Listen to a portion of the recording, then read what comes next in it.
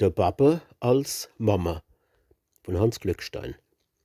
Der Bappe mault als Dach für Dach. Der Haushalt mache kann ich auch. Was ist dann das? Ist das ein Kunststück? Ihr Weibsleut habt ein großes Mundstück. Keine Ahnung, aber vom Betätigen. Das bissel kann ich auch erledigen. Ach Gott, das gibt jetzt was, wenn dann der Bappe mal zum Spaß allein versucht, der Kram zu machen. Ihr Leut, das ist zum Tränenlachen. Denken euch der Bappe, dick und kurz, ums Beichel rum ein blauer Schurz, in seine Händ, da hat er Gruppe, der Aufwäschlumpe und der Schruppe, und unter Beffe, Gschen und Brummle, tut er der Stubebotte fummle. Gleich is er von der Sodabrie verspritzt und nass bis an die Knie, und's Wasser tut mit hellem Liedche wie ein Stürzbach aus der Stiebel quietsche.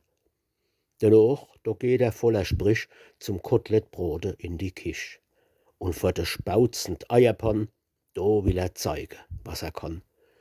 Gleich is a Grumbeerblatt kaputt, der Kaffeehafer ohne Zott, a Glas is hie, der Schotz verrisse, a Teeservice is zusammengeschmissen, der gestoßene Zucker unterm Salz und unsern Bappe bis zum Hals von Mehl und Fett verkleckert schwer, als wann er selber s Kotelett wär. Uns arme Kotelett, Donnerwetter, ist zusammengeschneit wie Hosseletter, verkohlt, verbrutzelt in de Pann, dass keins des Zeich mehr riechen kann. Inzwischen du dem Mann, dem Brave, der Suppe habe überlaufen, die Milch du dick und sauer wäre, der Schnauzer gauzt, die Kinder blärre, zum Schluss da tue noch die Katze die Knackwurst aus'm Eisschrank kratze.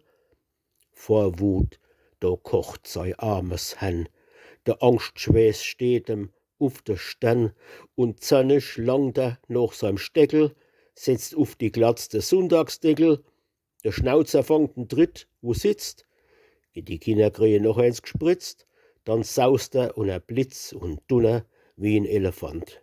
Die Treppe nunter, rennt schnell ins Wirtshaus nebendran und dudelt sich vor Zorn ins Ohr. Und wann die Mama voller Fred daheim keine Ordnung schaffen tät, nicht alles machen tät so geschickt, dann wär er bald im Stab verstickt, in Spinnewebe tät er lungere und langsam wie ein Mick verhungere. Da sieht man wieder ganz gewiss, wie nötig so a Mama is.